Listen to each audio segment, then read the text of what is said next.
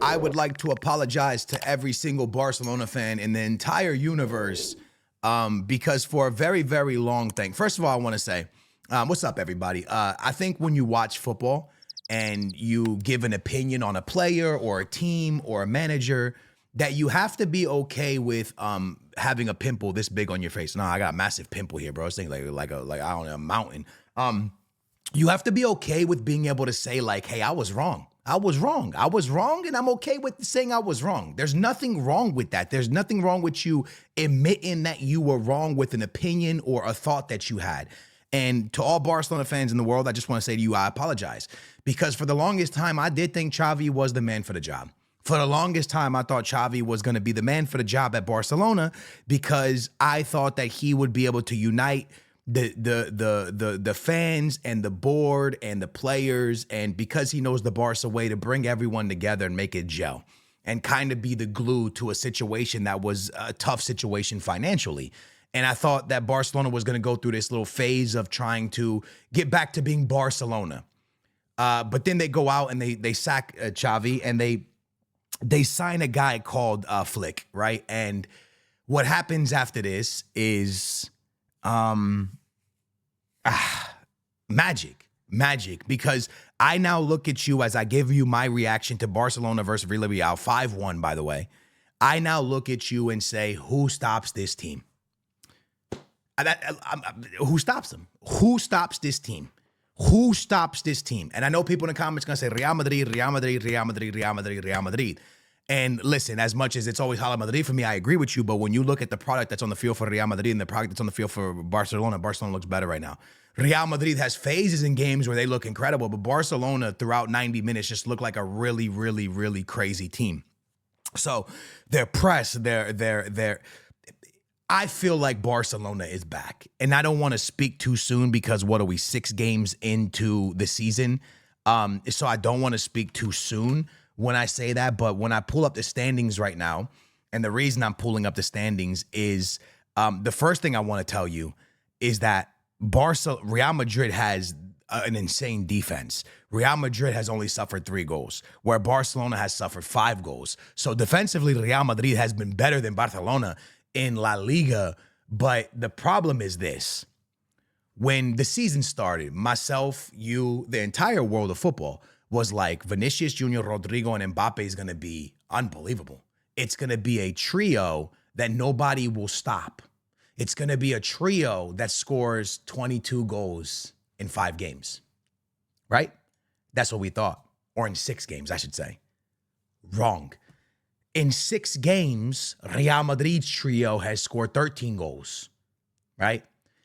Or as a team. Barcelona, on the other hand, the trio of Lewandowski, Lamine Yamal, and Rafinha have 22 goals.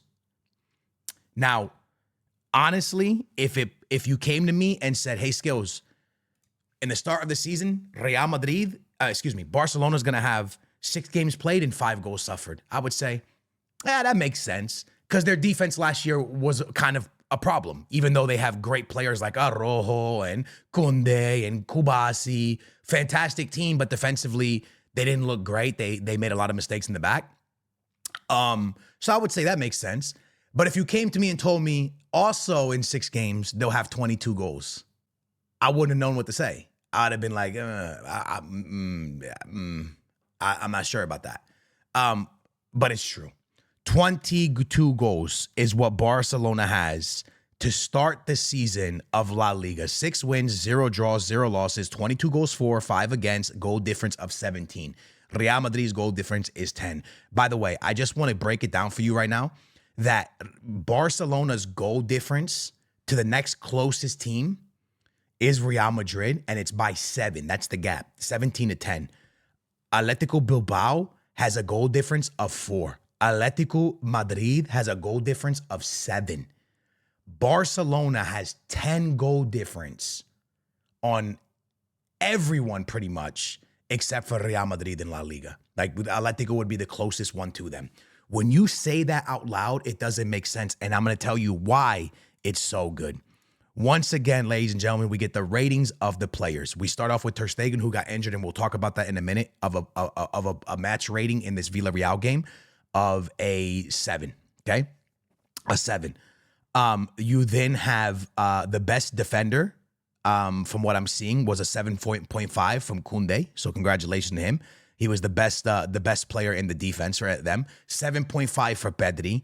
And then you scroll down a little bit, and this is where it gets juicy. Rafinha, a 9. Shout out to Flick for bringing out the best in Rafinha. This Rafinha is serious, okay? Rafinha with a 9. Lewandowski with a 9. Lamine Yamal with a 10. With a 10, okay?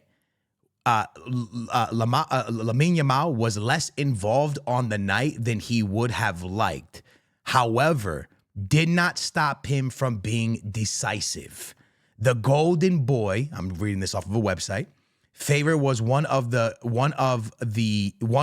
to create Barcelona's second goal of nothing, and he did create it out of nothing. He also won the penalty.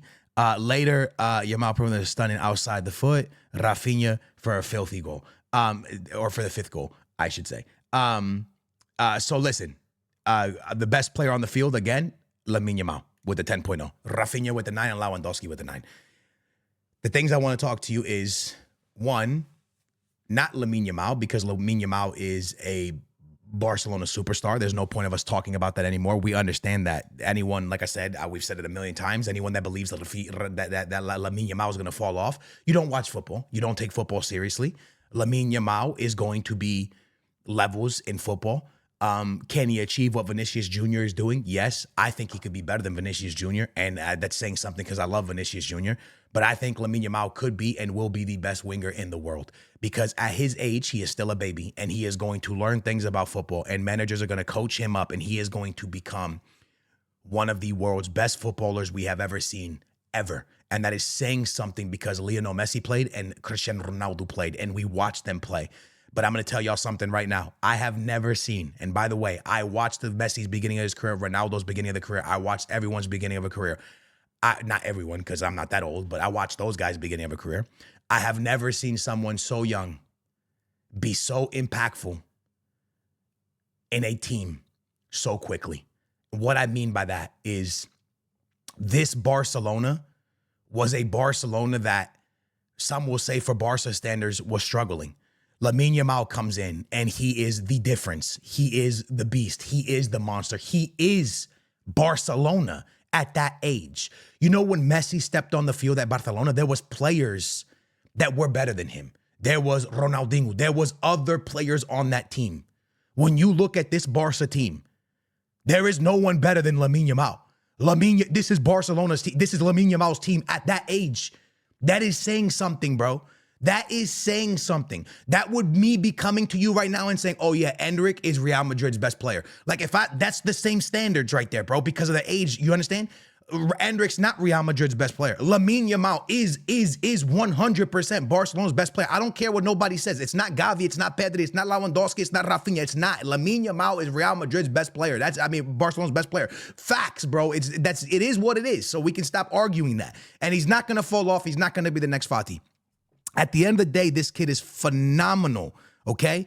But what is most impressive to me is that the manager has gotten Lewandowski back to a high standard and has gotten the best out of the Brazilian man, Rafinha.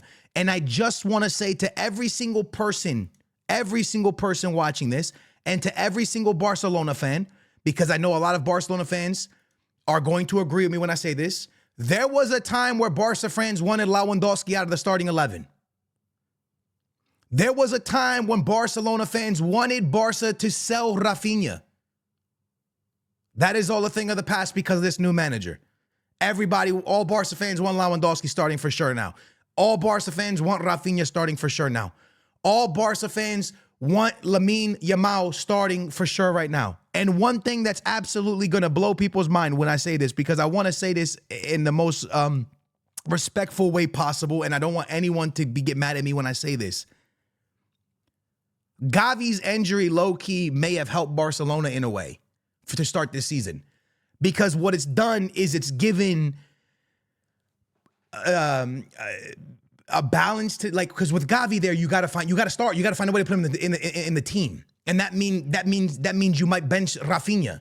That means Rafinha might not get as much PT if you put Gavi out on the wing, because Gavi sometimes goes out on that wing. Rafinha allowed to just kind of play and not have to look over his shoulder has really brought the best out of Rafinha. And I don't know where Gavi would go. And I'm Barca fans, you guys are gonna get better when Gavi comes back. Don't get it twisted. Gavi is Barcelona in a way when it comes to like heart and soul. You know, that guy plays like a true Barca fan, a true Barca, that Barca DNA, that Barca mentality. But what I'm trying to say to you is, in a way, it was almost never want to see a player go down injured like Ter Stegen. You never want to see that, right? That could be a problem for their Barca's season as well. Because although he's had bad games and made really bad decisions, you never want to see a guy like that go down injured, because he's still Ter Stegen. He's a great stopper of the ball.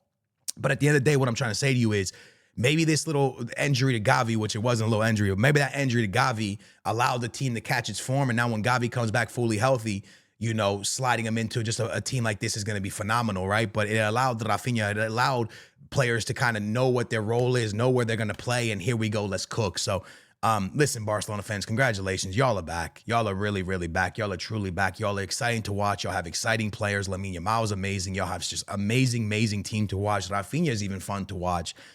So like I said, Lewandowski went from a player that looked like was going to be out the door at Barcelona, same as Rafinha, to all of a sudden being key players.